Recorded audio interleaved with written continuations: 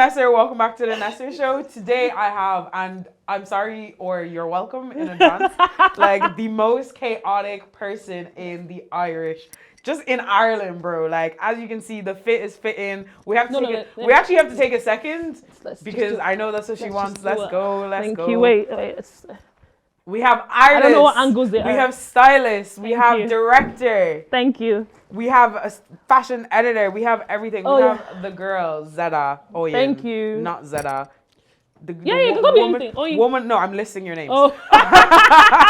The woman of many names. Welcome here to my little home. Thank you. Welcome twice. No, we're not counting the first time. Why? Because there's no proof of it. It's still online. If it's not on Spotify, there's no proof of it. This is not on Spotify either. Oh, is it not? Is that the reason you came here to? Can I go? Can I do? Can I do? Wait, are these not on Spotify? No. Why not? Because we put a lot of effort into the visual aspect of it. Why can't we have both? No. I'm literally only here to add this to my Spotify playlist. Don't worry, I'll give you an audio. I can't upload it. I'll put this on my Spotify channel. Please. Yeah. That's the only reason I came to you. I'm so heartbroken. That's okay. But you're right, because we all do get directed to the visuals. That makes sense. Wow, maybe you are a genius. And to get me, and nobody's going to be able to see that if it was online. Damn. If it was on Spotify. But anyway, guys. Marketing 101. Oyin, please introduce yourself to the people who may be first time interacting with you and present yourself to others. Hello, everybody. My name is Oyin Damala, but I go by Zeda the Architect, and that is my artist name. I am a woman of many trades and a master of none. To be honest, that's what I like to say. I just do a lot of things. Fashion editor, stylist, photographer, creative director, producer. Come on. Basically anything that strives to be creative is what I do. Because I go into visual merchandising as well. I just did the new Tola designer store as well. Anytime I walk past, I'm like, Zeda's bold. That's all I think of. Yeah, because thank you. That's exactly what I wanted. So yeah, I make things. I'm a maker. So yeah. Love that. I love that for you. Thank you. And you know what? I don't love it for myself. But. Yeah, you're struggling. But what I usually do with a lot of people is that we go back and then we go forward. However, I want to start here. Okay. I want to start with where you're at right now and everything that's going on, because you have a lot going on right now. Talk to me first about the fashion editor, because the last time we spoke, you were about to just start the role. Yeah. Which is about 2 years ago now.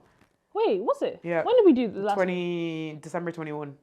No, I had already started. I was very new. Yeah. That was my first issue was about to come out. Yes. Yeah, that was it. So I already had the role, because I was like, well, so that was I feel like if I was to watch this and watch that back, I'm gonna have very, very different mindset. 100%. I was a little kid then, I think. And that's why I want to know. I want to know what's changed in the last about 2 years. I'm in a stage of this is so funny. I want to rebrand. Okay. And probably this is the first time I'm publicly talking about it. Okay. And I am so tied to fashion and creativity. And I've realized that, I don't know how to say this, the coolest people that I know are the people that love fashion or love creativity, but that's not their full-time job. Okay. The problem right now is that is my full-time everything. So I do fashion part-time and I do fashion full-time. Yeah. And there's no separation.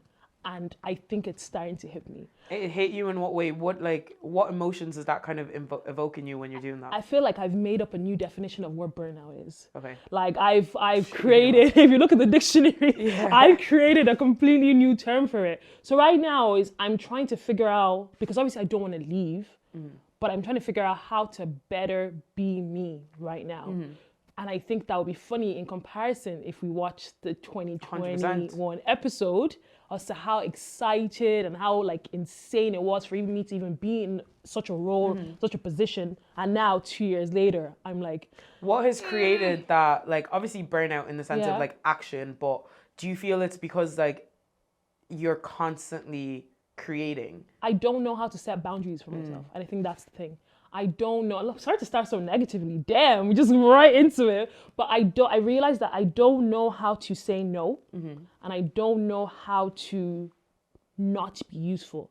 I think it's definitely because I was talking to one of my friends about it, it's definitely eldest daughter syndrome. Yeah. I'm so obsessed with being of service and being useful that every waking moment of my life, I want to do something. But you're being of service to other people though. Constantly. But have you ever thought of doing that for yourself? That's why I want to. Now it's easier said than done, definitely. Easier said than done. But I'm figuring it out. So what day? So we're in April. April right now. Ending / May. April. We're in April / May. Come on. Because that's what we're in April / May. And right now, I hope that, if I was to come back on the big network, Sky Virgin Media Nesser Show in 2 years, come on, that hopefully that I've learned to, or hopefully I'm still alive, Sha. So, okay, let's take a look at what life could look like, right? There's two things. You leave this as a profession, right? And then you go into whatever you decide, because the world is, I don't know right the now. world is literally whatever you make it, Yeah. right? But what if you stay where you are but learn boundaries? Yeah. Do you feel like you will feel the same way, or is it just the fact that you're tied to this thing? Because I can kind of resonate in the sense that, like, I was literally talking about this, like, before you came, like, football to me, I can only do a certain way. And if I was to do football creatively, like professionally and like recreationally, that would probably take a lot out of me. Yeah. So if you were able to create boundaries for yourself to be able to have your work as work and then be you outside of that, like one of the coolest people I know, she's a full-time lawyer, but she loves fashion. From her Instagram, it's until she told me she was a lawyer, I didn't even know. And she puts some posts sometimes whenever she's done, like I think when she graduated or things like that. And I just thought that was so cool that she's able to do, and she works in the art world. Her name's actually Onyekandada. I'll shout her out. She's an amazing human being that I met in London. And I just thought it was so cool how she's able to properly have that separation. I definitely don't know who I am. And I think because I rushed so much into this career, there's something I was thinking about recently. I am going on a really cool trip in a few days, or when this comes out. Come on, a few I weeks would have ago. gone. I would have gone. And I was invited to Mugler and H&M in London, which is insane. And I realized something. This is not to do with Mugler, because I love them. But it's more so I am living my 13-year-old dream, but I don't know if it's my 27-year-old dream. And because I'm living that dream, of that person I used to be, I don't want to let it go, because it's like, oh my God, it's my wildest dreams. Like, I used to read Kiss magazine, which is made by the same company I work for now. Crazy. Like, if 13-year-old me could look, that was being bullied, that was having a horrible time, that was having health problems when I was that age, if she could see now what I'm doing, she would lose her mind. She would actually lose her mind. But I'm living her dream, and I don't know if that's my dream anymore. Aww. And yeah, it's a bit different. Do you know what it is? And I don't like. I like guests feeling comfortable to express by relating myself to them. But I also don't want to overshadow what you said with my own story. But you know me, I love. Remember, I was gonna say, you're a people pleaser, so you don't mind. Let's talk to me. But I feel the same way with football right now, and I literally during the week I had to take a step back, because I was like, I'm in here, and I had a call with like a close friend of mine, and he was just kind of like, you're just doing it because you didn't get to do it. Yeah. And it was taken away from you for a certain time. So I think identity is something that I think you're very into. I think it is. I think your whole brand is identity. Personal identity is so important to me. But I don't know what it is anymore. But I was literally about to say that. I was like, do you feel like some of the outrageous things you do is because you're trying to force that? Yeah. And I feel like that's why it's tiring. It's not natural. Yeah. Well, it is and it isn't. You're naturally crazy. Yeah. Well, it's not even about craziness. I've always talked about having a multiplicity of identities. And the reason I do is because I'm always changing. So for example, I had a little bit of a breakdown a few weeks ago, and I walked in with braids into a barber, and I asked to shave my head. I went to the first one, they were like, you have to book till Wednesday, because they were trying to like deter me. Yeah. And I was like, no, I need it done today. And it's because I literally wanted to tear my skin off. So I went to another one, and then they were like, sure. So they helped me take out my braids, and they shaved my head. Did it make me feel better? No, as you can see, I'm currently wearing a wig. But I needed to do something to like, you know when you need to... You needed to shed some skin. But I needed to have an external representation of how I was feeling inside. And I got home and I rubbed my bald ass head and I said, what did you do? Yeah. But I felt better for even an hour. Hey, it's me, Nesser. So sorry to stop this episode, but need to take the moment to encourage you to like this episode and subscribe to Culture Shop. Thanks. I don't know what, I was meant to say something when I did that. Guys, just watch it. But the thing about, to go back to the multiplicity of identities thing, the thing about me is I've actually consistently been the same person. Someone I used to date when I was quite younger, we met up a few weeks ago and it was literally like, you're literally the same person. That was 10, 11 years ago. Yeah. So I don't think me doing or trying different things is me forcing it, which I do get what you're saying, but definitely because I don't have a concrete state of who Oyi, or now I've created the Zeda persona. I don't actually know who I am. And it's a bit sad. And I don't want to reach 30.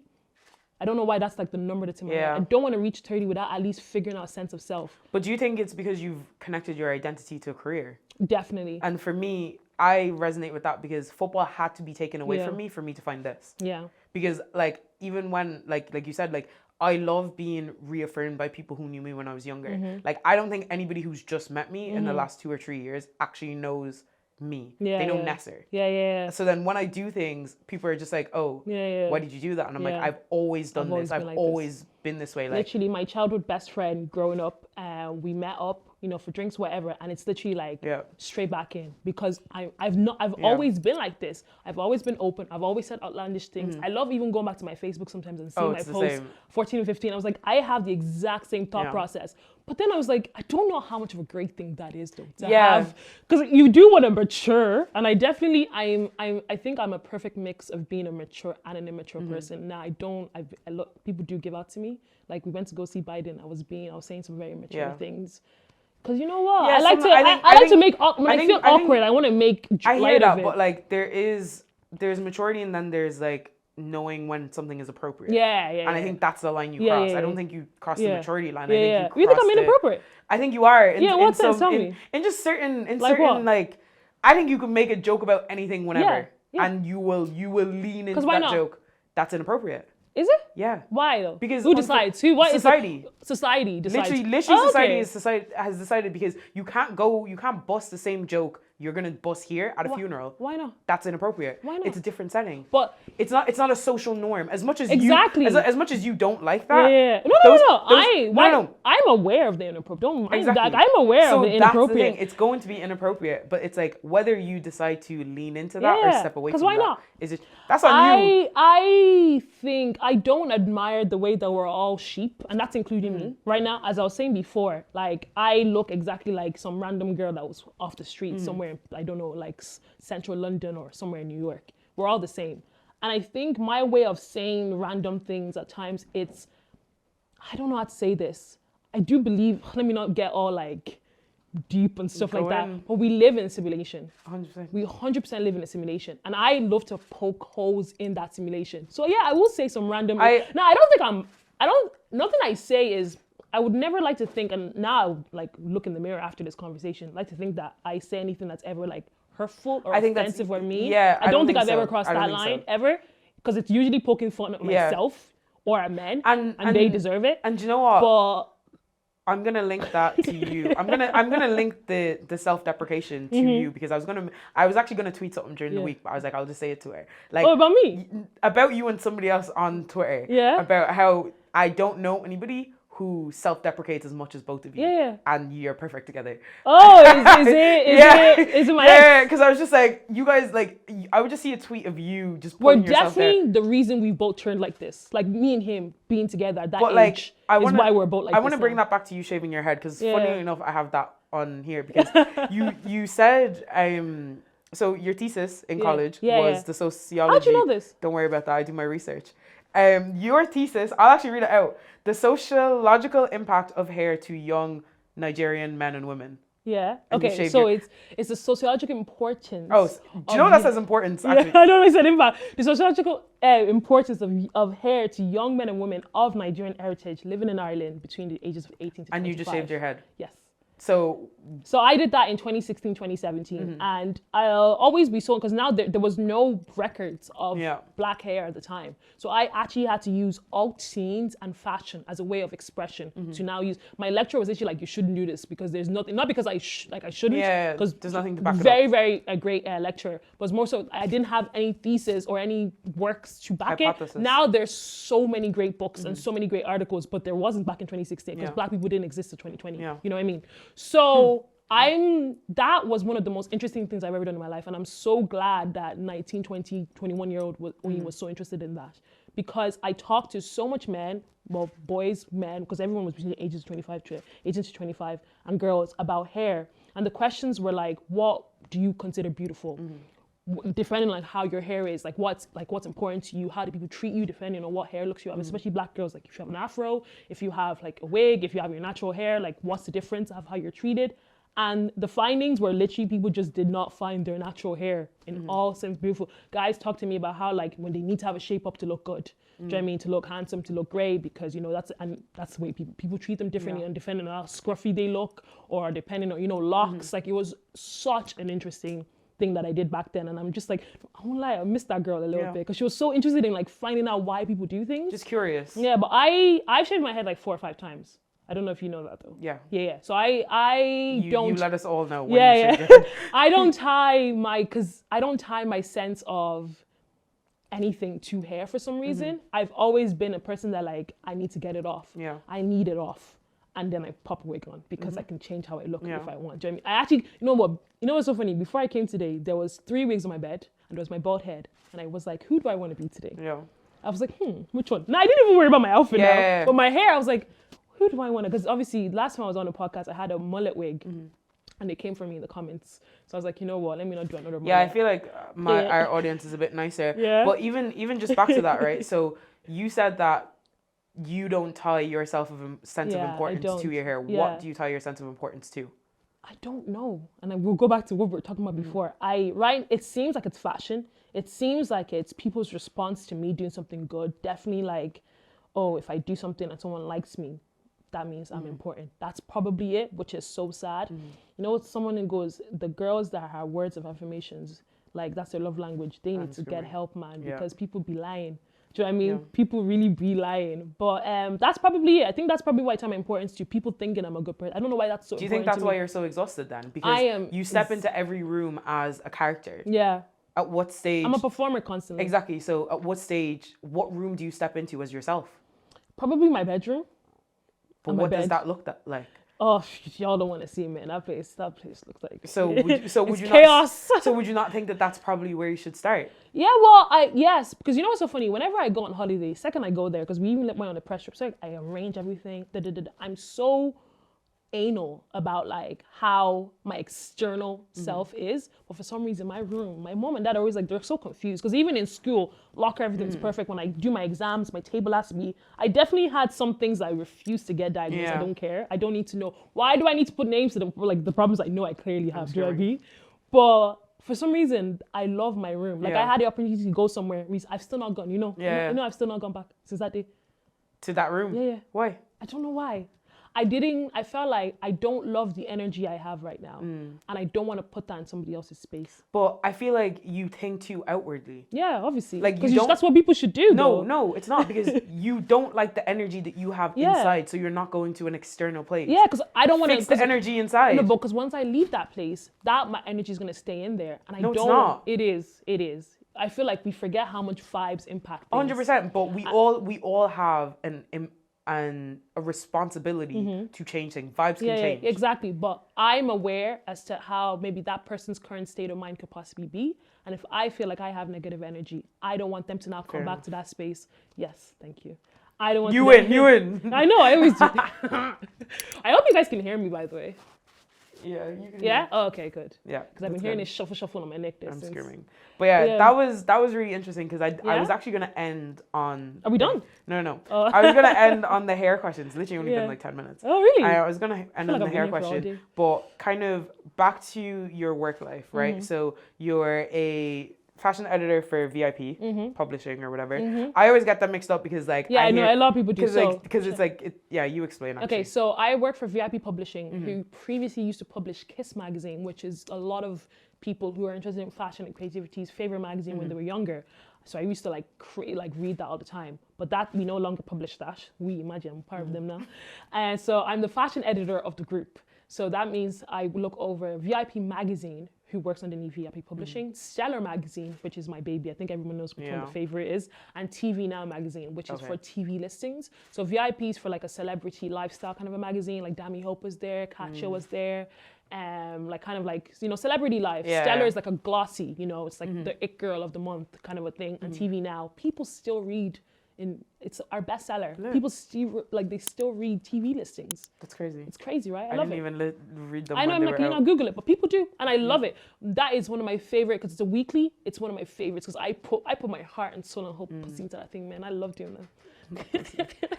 So we've talked about a lot of negative things, and this is actually going to be a question more for styling, but we can ask that there as well. But what has been a good day for you? Good day. In the life, like when you have your fashion editing hat on, what has been one good day that you were like, I did a great job here and I feel appreciated? That's so hard, I won't lie, because I never feel like I've done a great job. But, sorry, give me choking up. A day that is actually cool. I don't think I did a good job, but I'm happy with how everything came together. And funny enough, it's not as a stylist, it's more so as a producer. It's actually in our latest issue. I have it here, I can show you guys after. I wanted to do a shoot for weddings, okay? My editor came back to me that there's more people that will be going to weddings than actually like being married. Yeah. So there's more guests than people getting married. So she'd like me to do a guesting, but we still wanted to do a wedding shoot. And she was like, why don't you just do, a guest and a bride? And I was like, you know what? Whenever people give me a thing they want, I try and then like throw out like, okay, this is what we could do instead. So I was like, okay, I was going to do a bride and her bridesmaid. And then the thing about it is, because I produce, I then pick who's going to be in the shoot. So I pick the team, I pick the models, and I was like, obviously every day BLM, but sometimes for me, once again, my people pleasing thing, I'm like, okay, who else doesn't have representation? So I searched Ireland far and wide, every agency to find 4 Asian models. And on the day, like a few of them kept asking me, like, why did you decide to do this? I was like, why not actually? And they were like, the thing is, when I was looking for references for wedding and looking for things, I didn't see any, like I didn't see any POCs in general. And I'm like, just for myself is like, everything I try to do, I try to do something I haven't seen before. Now the shoe itself isn't anything special. It's not great. Like it's not changing the world is what I'm trying to say. Like, not that it's not great. Let me not deprecate myself, as you said. It's just, it's okay. But the importance, as I will learn hopefully one day, in 2 years, when I come back, Come on. I love that everyone's been sharing the stuff and it's just something we haven't seen before in Ireland. And now, look, it's not BLM, but it's basically like my family member. Do you know what I mean? Adjacent to me. Absolutely. Do you know what I mean? And the way they've been sharing it, and no one's actually referenced it. So I'm probably the first person that's actually like saying it out loud, but we can't deny it. It's something we haven't seen before. And I freaking love it. So that day, I remember that shoe, because that shoe almost killed me, I'm not gonna lie, because it's 8 outfits each times 4 people. So that's 32 looks. And you need to, because I don't meet the models till the day. I only have their sizes and the measurements. I have to have alternates for each one. So there's over like 70 outfits. Wow. And I had 3 assistants and they were all people as well, which was an added fact. Sorry this is taking so long. It was an added fact to it was like, it was people that like, so what I do is whenever I post like, I want assistants, I always post, is there any POCs or queer people that would love to assist? Because I know how hard it is for like people like that to get into, like people like me to get into the industry. So I push for that. But then people that usually respond is like white queer people, which is great and amazing, or white girls, which is fine. But I really am looking for black people or queer people or POCs in general. And they're, for some reason, which I learned, funny enough, a few days later, after I made that post, I happened to be in Dundrum and I was walking to another shop to get something. And this girl comes across and she's like, oh my God, like she was looking at me. So I don't know, I smiled at her. Then she walks up, she goes, oh my God, are you? And it's so weird because whenever these things happen, I think you saw that. I was going to say, tell me this. Yeah. I was like, it's so weird because like, oh, like I don't feel like anyone, but I was like, just talking to me. And I don't know, something in my soul just told me to chat to her. I was just talking. And she was like, oh my God, I love fashion. I'd love to do. I was like, I'm actually doing a shoot this week if you want to come. Yeah. Because no, there's no way. Now let's fast forward 3 days later. I was talking to her about how I want more black girls to kind of assist me or so they can get more experience, so they can get jobs in the future. Because I don't actually love tokenism. I've talked about this before. She was like, yeah, I actually saw your story a few days ago, but I was too scared to respond. I know there's other girls that also feel like that. They're too scared to respond because they think you have somebody else that's more experienced or whatever. I'm like, but when I'm writing, I want black girls or I want POCs. Like, I don't know what. So I asked her, I was like, what more could I do? She goes, it's what you did to me. And like, just like getting us. Okay, I hear that, but then people are making criteria for how you can include them. You can't. I know, but are you going to carry everybody now in Ireland? I don't mind taking those steps. Though. I hear that, but what I'm saying is like that happened by fluke. Yeah. I'll walk up and down Dundrum if I have to. Even my cousin. I'll walk up and down Blackstone if I have to. Even my cousin, like I gave her your details only for her to get in touch with you was on her. Like I think I hear that whole putting people on or whatever, but I think at some stage people actually need to take responsibility for their own actions. I'm not saying her, and I'm not trying to like make her the problem. But it's like if you want something and you're not willing to go out and get it, once you give them that thing, you're gonna keep wanting to be fed some people. I know, but for me, it was so hard for me to get to where I am. I'm not really trying to do that for the people, like make that everyone else's situation, which is funny because there was something I was thinking about as I was driving. This is why you're burnt out, bro. Yeah, I know, because I know, because I don't need to have 3 assistants. I won't lie, because then what ended up happening is two of them prepped with me on the day before. And then because I'm like, these people aren't getting paid, they're interns, I let them go. So then I packed everything into my car. And if you see, imagine there's over like 60 something outfits. Pack everything into my car, popped them into my car, and then I got them ready to like half 12. And then the shoot starts at 6. So I was back again. I was like, I'm gonna see you in a few. And he was like, oh yeah. And he saw me in the morning. He's like, wow, we're not joking. Yeah. You actually said you were gonna see me in a bit. I was like, yeah. And I don't mind killing myself and doing all those things and it's not me trying to be a martyr. It's not me trying to like pat myself in the back. I don't know. Like I said, I'm living some girl's dream. So do like you 10, 15 years ago. So do you have advice for somebody who's trying to get into your position? Don't do it. Outside of going to you. Because that's not helpful. I'm so sorry. It's actually not for you, for anybody else, like to think that somebody else, like what you're doing is great, it's amazing, but if you were to teach how to get into something, once they get in there after you helping them, what if you're not there on the day? What if they have to pack that stuff? I'm always there though. What if they have to work with somebody else? Do you get what I'm trying to say? And I push for it. Whenever anyone ever helps me, I'm like, I'll send you a list of stylists that you can get and creative directors you can get in contact with.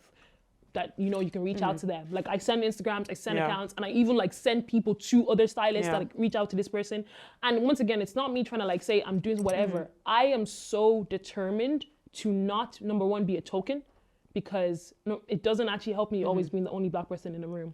But I'm also determined to not. It was extremely difficult for me to get here, and I'm not even actually achieved. Yes, in Ireland, I've hit the ceiling a little bit, but in the reality of like actual fashion life, I've not actually achieved anything. Okay, let's talk about that because I've heard a lot of people and continually talk about, or they might be on top in Ireland, but they're not really on top. I never said I was on top. Not you.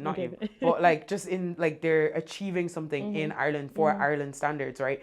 If your goal is not to reach outside of Ireland, then what are you looking for? Yeah. Not you. No, I agree. But it's like, for me, it's like everybody's like, oh, in whatever. I'm like, bro, where do you want to be? Where's your ecosystem? Where, like, who is your target audience? The funny thing is, even the fashion sense, I'll tell you this way. In Ireland, I'll be put in front row. In Copenhagen, for some things I was personally invited to, but the one I was standing in the back. But your goal is to be global. No, it's not. Okay, so then what's your... My goal is to get to a point where I don't feel like I have to prove anything all the time. Crazy. So who are you trying to prove to? I don't know. I think it's that 13-year-old girl. This is so crazy. I have a question here asking, do you feel like you walk into every room having to manage expectations? Yeah, 100%. 100%. Whose expectations? I don't know. That's the thing, it's that societal things of me trying to poke a hole in the simulation all the time, because I actually don't know. And like, I think something that I know has been a pet peeve of past romantic situations, or even my family is I'm so comfortable in saying I don't know, because what are you gonna do? You're gonna beat me. Like, if you ask me a question, I don't know. Yeah, do. Go on. Yeah. If you ask me questions and my answer is I don't know, why would I not say I don't know? But it's not even that, right? So do you not feel that the fact that you don't know so much about yourself is what's making you feel like you because if you bro, come true. Like if there's no basis of who you are and what you do, what are you living off? Like, what's your philosophy? The thing is, I do definitely have a philosophy. Vibes. Vibes. I live on vibes and air. No, but definitely my belief. Obviously, I'm a Muslim by actual cultural identity and my family. But definitely my belief system is completely karma, and karma not what people usually expect. It's more in the sense of I constantly treat people as I would like to be treated. At a loss to myself and as a punishment to myself, sometimes I do. And it's me like always trying to do unto others as I would like to be done unto me. And that's what I always do. So it's not like, let me not confuse anyone that's listening or yourselves or anyone in this room in any way, anyone in any way that I don't have a sense. I have a base sense of identity. And I feel like whenever I have this conversation, people are like, you don't? Do you know what I mean? Because obviously I look like I have this, out there, whatever, wild personality. But I am in a constant feeling of I need to change. And because of that, I do feel at a loss. And I'm comfortable saying that. Like, I'm not like, I don't know who I am. Because I don't. Do you know what I mean? Who's gonna beat me? Like I said, me. Okay, first of all, nobody's fighting you. Like we are in a state of war, guys. Like nobody's fighting you, and I don't want you to feel like I'm fighting myself. I think you know that I'm not trying to like. Oh, even if you were, what are you gonna do? In whatever. Anyway, I'm just saying that I'm not. But don't worry, it's interesting. I never thought so. It's interesting hearing you say these things because it's kind of like. Because we be having conversations. We have the same conversations every 5 months, you and I. Bro, every time. We have this conversation every time. But it's like, for me, as somebody who's a process-oriented person, there has to be a start, middle, and an end to something. And it's like, I find like, if I was in your position going through everything, I would have to stop. Yeah. I would literally have to stop everything and restart. No, I have because we have an awards every year. And obviously it stopped from COVID, so the first one was last year. We're having one in a few weeks. This is VIP Awards. And they booked me for a shoot that week. And then I just said I was like, oh, is it possible we don't book any other shoot that week? She goes, oh, we don't book shoots. Something told me that this time, like a few weeks to the awards last year, there was a feeling of like uneasiness and flailing I felt. So obviously I went, because I have 130 something thousand pictures. I went back in my pictures and I was like, why did I feel like that? And I saw that in a space of a week and a half leading up to the awards, I was on 7 different shoots. Outside of work? Every single day. No, so there was 3 over the weekend, and then there was like one like 2 days before. The week before that, there was 2 on one day. Crazy. The day before, there was another one. And I was like, oh, maybe that's why I felt so crappy before then. I don't do any external stuff anymore. I don't do test shoots anymore. I don't have anything to prove to anybody in Ireland, so I don't do test shoots anymore. And I think nobody in Ireland is asking you to prove anything. I know. I think we all appreciate everything that you do, and we all know the value. Can I point something out though? To us. I appreciate you saying that, but respectfully, you're not in the fashion industry. Fair enough. That's not in any shade to Fair you. Enough. And also disrespectful. No, never. You know I respect you so much. But also respectfully, we converge at certain points in our line of like creativeness and path and professional and personal lives, but we separate at some points. And those points that we separate, you don't have much. It's just like I don't know nothing about football. Yeah, I hear that. I mean, I don't know. Do you know what I mean? So I would never be able to speak on it. But something interesting is, this is 2023. My first ever editorial, ever in a published Irish publication, was in 2021. Was actually exactly 2 years ago. Ever. And I've been styling since I was 17. I'm now 27. Crazy. And everyone's always like, oh my God. Like, remember when the first one came out? They're like, this is your first one? How's that possible? This is your first? This is only your first shoes, your first cover. Obviously, there's people that are now starting a year in and they already start getting stuff. Obviously, we know what shade they are. Do you know what I mean? And it was so hard for me. So hard.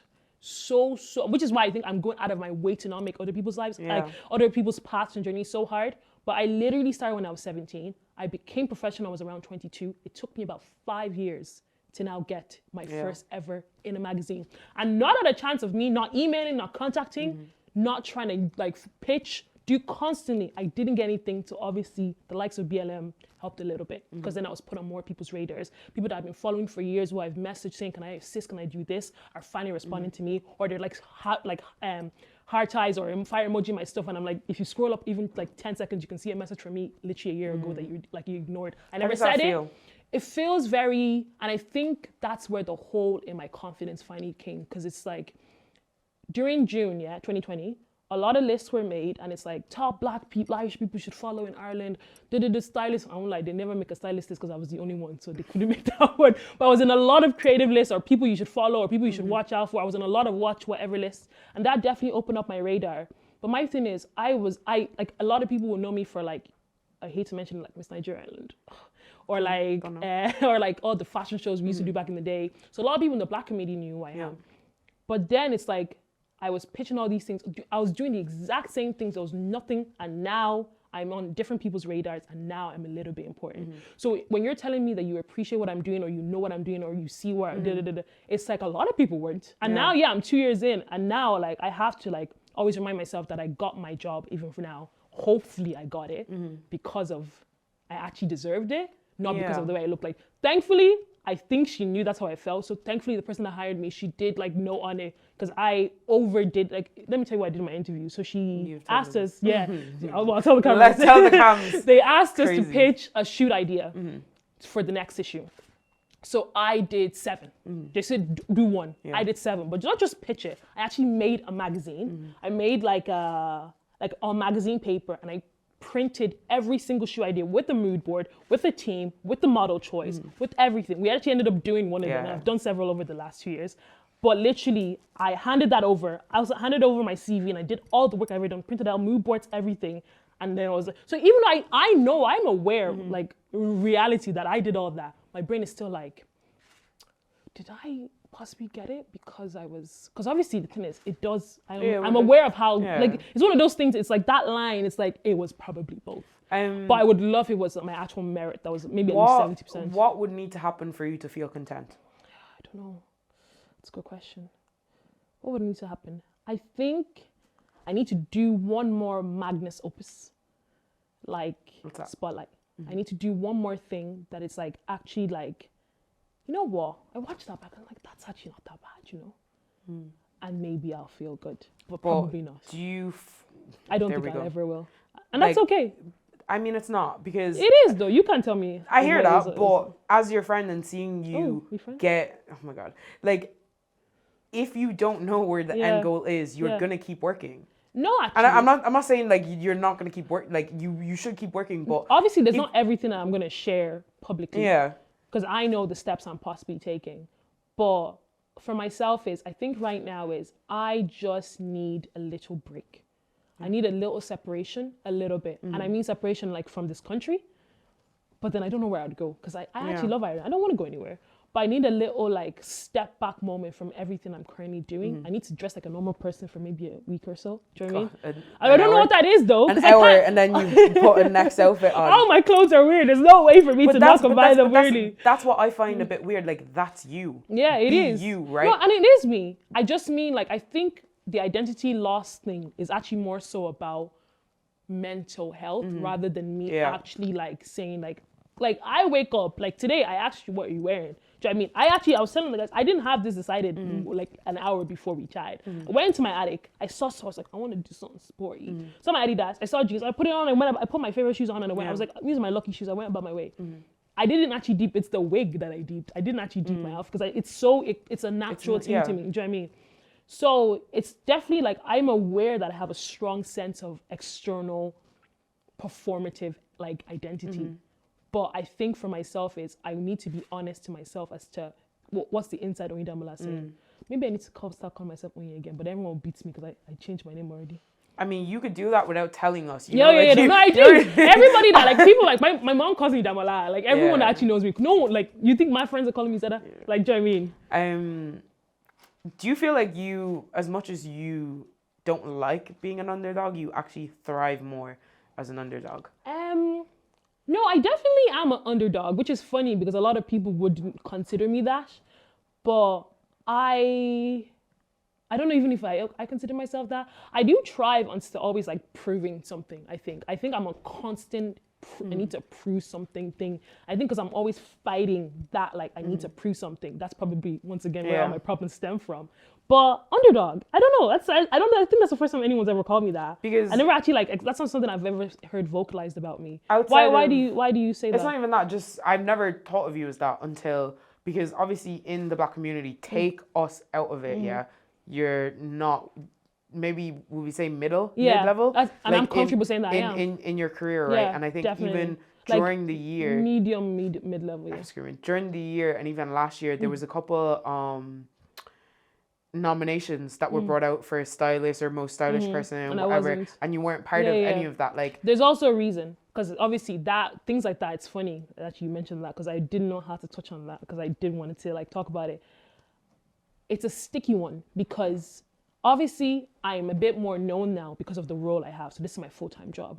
But then because I also work for a publication, other publications aren't going to nominate me for things. So it's like it's a catch one, because I'm like, okay, if not for this role then, but would I be known enough to be nominated? But then even if I was, they can't. And then obviously my own publication, which we have the biggest awards, you can't also nominate me because I made the thing. So until I don't know if something has to give. Something has to give. I'm never going to be in any of those things. Because people are always like messing, even people that have been nominated, they're like, why haven't you been? I'm like, girl, I don't know. You tell me why I haven't been nominated. And how does that feel? Because even like bringing the Black thing, Black and Irish Awards, right? Oh, yeah. Even with I wasn't nominated for that as well. So. And it's kind of like, I feel like it's a very hard one with you. Yeah. Because like even you can't box me. When you're talking about like careers and stuff like that, right? Like you're giving out about a career and you're giving out about like a system, but I don't see you fitting in a system anyway. I know. I like, don't want you to. can exactly, and like you like if I believe that you can thrive outside of a system, it might be tough, but I feel I'm very confident that you will find your way in that thing. Things like Black and Irish, because number one, maybe I'm so comfortable with, how do I say this? You're probably going to disagree with being considered mediocre. I don't know why, but I am. It's okay. It's okay if nobody nominated me, or it's okay if I don't win anything, because at the end of the day, I'm still gonna do the same thing. Yeah. Do you know what I mean? I'm still gonna do what I do. There's so many things in like trying to be inclusive, trying to be diverse, trying to like be creative that I do, and I'm not. No one's clapping for me. Yeah. But because like, what was I saying to myself? I'm doing it for the love of it, and that's all. I'm really not doing it for the money, because what I always try to warn people that are coming in is like, girl, you ain't gonna get paid nothing. I'm doing it for the sole love of people, of helping, and of what I do. Yeah. It is not for anything. And that's not even me trying to be like, oh, because I won't lie, I'm not getting the awards and I'm not getting the popularity. Yeah. So clearly I'm still doing it. But that's a bit of a, I don't know what word to use now. Well, dumb. Because what did you say? Dumb. No, not even dumb. I think it's dumb. It's a contradiction to some of what you said initially. Why? So you said something about, I wish I could replay in my head.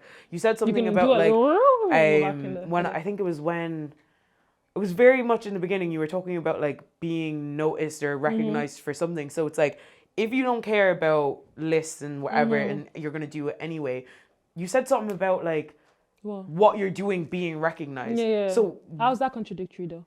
Because you don't care. I've already noted that being recognized is essentially in one sector or one community and not another. So I don't know how, if I'm aware that I'm being recognized somewhere and I'm not, I don't understand how. I can get why you think it's contradictory, but I don't think it is.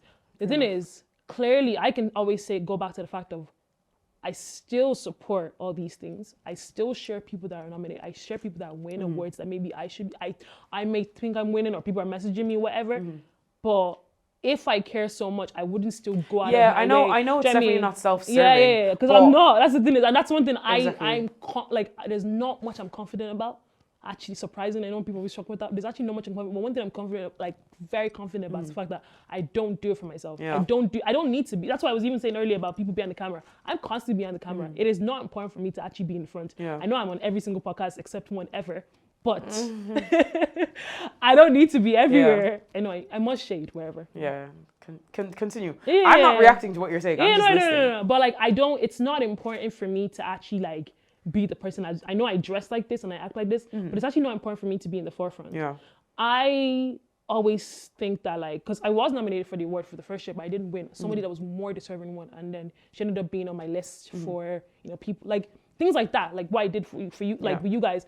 It is so, I was so annoyed that they put my picture inside the thing. I didn't want my picture to be there. Or if they put my picture there, it had to be like a small one. The way you now read it, it now looks, but the thing is, one of them things, like if situations like, you know what I'm talking about, right? I'm waiting for you to stop talking so I can end up figuring out where we're going to end there. But like, I don't want anyone to ever feel like I'm patting myself on the back. Introduce that. So you, Black and Irish, and the Sunday Times did this. It ended up being... Sorry? That was in January. Yeah, bro. Doesn't that feel like that was like... It wasn't even last week in December. Oh my God. So you did the 23 people to watch out for in 2023. However, it was a longer, more extended list of 66 people. So introduce that for people who don't know. So basically, if anyone knows, because I talk about it all the freaking time, I did Spotlight a few years ago. And for me, that... You did? Yeah, I know, right? Damn. My only good thing I've ever done in my life. Okay, carry on. I did Spotlight a few years ago. And for me, the original plan was to do something at the end of the year to commemorate Black and Irish people, So 2022 came about. I didn't do anything. A lot of things was going on personally, so I couldn't, whatever. And then also budgets and stuff like that. Things just didn't work out. Sorry. 2021 came. Yeah. So because it's 2022. So 2021 came, I couldn't do anything. 2022 came, as the year was ending, I was like, I need to do something. What am I going to do? I realized it was too late to try and figure out budgets for Spotlight. Even though, funny enough, Spotlight was done, like from the day of idea to the day of recording was 2 weeks. So it is possible for me to do a quick turnaround. But I didn't have the mental energy. I was a bit jobless. I was a bit jobless in 2020. I'm not jobless in 2022. Yeah.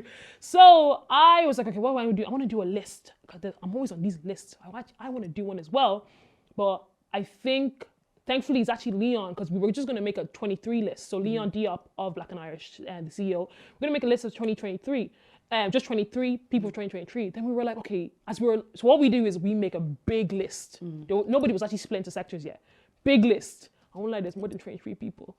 What are we going to do? Then we're like, oh wait, everyone actually kind of fits into something. So we have the media, we have business, we have sports and community. Let's then split. So then we actually had to now start finding people to split. But we were like, okay, we do need a top 23, but not top 20. It wasn't like a top 23. It was more like, because there's a lot of people there that I felt like wasn't recognized before, or like they need to be a bit of like a spotlight, put like my mobile of Gorm Media, you know, like Joe Sappho, like people like that, you know, Vision Lab. Come on. There was people that like, they didn't, by the way, so fun fact, they didn't know about that. I don't know if I think they talked about that before. They didn't know about that. Just grab them. But that's exactly what I did. Just grab them. But I wanted to do a thing of like just celebrating people a little bit of things like they've actually, for me, I wanted it to be very important that, it's a 23 for 2023, but it's actually more so these people have been doing, and I put in the thing, they've been doing for 2022, 2021, whatever. It's actually like you yourselves needs to cop on and wake up and see what they're doing. Do you know what I mean? Because whenever when I was on these lists, I was like, girl, I've been doing this, but thank you. So I didn't want it to, now I was like, if I'm going to make one, I didn't want to then feel like, oh, okay, thanks. Okay, but whatever. Because there's also people that they've made it like I think Felicia she's on been on every list. She's been on every list, but also she is on the curriculum. Do you know what I mean? So she don't need, where's the head at? They don't need to be on these things. It's the same thing, and I think even people like where your head at, right? They a lot of the time talk about how people are celebrated, right? And I've talked to them directly about how they voice that because, like you've said, they're in a different position to other people, right? And especially if you're coming from our community where some people feel like they're not recognized, and sometimes people just feel like they need to have a goal to strive towards. Whether or not it's important or not important or whatever you make it to be, it's a lot more than how you connect with it. Same thing with the Black and Irish Awards. Every single person in that room has their own idea of what the Black and Irish Awards 100%. Is. So if every single person now is trying to impose their own opinion on somebody else's, that's unfair because your situation might not be a situation for somebody else. Also, what you're doing this for, you might be doing this for vibes and you've blown. Somebody else is trying to make a career out of this. And I think we're so limited in our community for the different sources and resources that we have that everybody's falling under one, unfortunately, because outside of this, there's nowhere else to go. And that's what's my issue. We all fall under the umbrella of being Black and Irish. And that's it. Like a lot of us don't actually connect. So that's why I didn't want to also like leave out the bigger people. That's why I felt it was important to put the likes of Felicia and Where's Your Head At? Because it's like, and Officer, and Dami, and Katya, because Dami Hope does not need to be on the list 100%. Of 23 to watch for 2023. But my thing is, you've been watching, like national TV, like. But my thing for me, for that list was so like I said, the 66, which is on the website. You can actually go access that now. I might send you the link because a lot of people, I feel like your face looks surprised. A lot of people don't know about it. I was gonna say because I needed it for something. Yeah, a lot of people don't know it's there, and it's because like obviously the 23 got popularized, but it was supposed to be like let's hold the original list. Get money up, bro. No, the 66 was supposed to be in print. But obviously, like it's a lot of people. This is the most popular like newspaper in the whole of Ireland. Like the fact they even gave us 3 pages, I'm gonna be like, thank you. I'm not gonna complain. Do you know 100%. What I mean? So prior when I pitched it, so what happened is it was never actually supposed to be a newspaper. I was just gonna be like a small little which is actually how Spotlight started once again. It was supposed to be like some small little Instagram thing, and then we were doing the shoot on the day, and I was like, I feel like this needs to go somewhere. I was even saying it to the lads on the day. I literally found an email of the editor on the day as we're taking the pictures. I took some BTS of the scene, said, hey, hi, I'm working with Black and Irish. I would love to pitch this for your newspaper in January if you guys have any space. Well, She literally got back to me less than 10 minutes later. Sure, I'll get back to you and start January. We'll make this work. I'm like, okay, but I'm thinking, I told everybody, but I was like, let's bring the expectations down. Do you know what I mean? But she actually got back and started the year. I was like, do you have the stuff ready? We had the stuff ready. Also, fun fact, which probably shouldn't tell everybody, is there was a lot of, so for myself, once again with Spotlight, gender always has to be balanced for me in everything I do.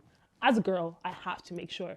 And I felt like the pictures we took of everybody that first shoot day just wasn't giving like the balanced gender I want. So we went back to the list and we actually rejigged the list. This is a little secret. We rejigged the list a little bit. No, it was the same people, but we rejigged who the final was going to be, and we set up a new day to shoot more girls because I didn't like the way that there wasn't. So I got tokenism on the second No, day. you were already in it. Duh. You know you were. Don't play. You already were in it. You actually were already in it. But notice there wasn't everybody. Not everybody was shot. Yeah. So a lot of people. I couldn't make it the first day anyway. So, and you know this. So why did you do that then? Because they don't. I know, but you know. I mean, your first sentence. You knew that. Anyway, so yeah, we made up a new day, and then we got to add up everything. And the guys made. I love that edit so much. It's so cool. Yeah. I'm so happy I got to do it. There was some negative feedback. There always is on that.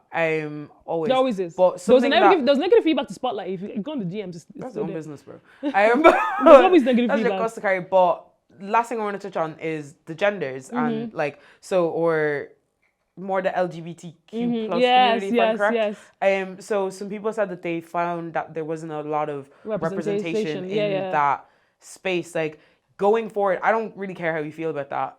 No offense or anything, but I think more going forward, right? Because I think you're definitely somebody who tries to include people. And I try. So I'm sure to get feedback where some people feel like they're not included, especially where you would identify as somebody in that like group. Is it group?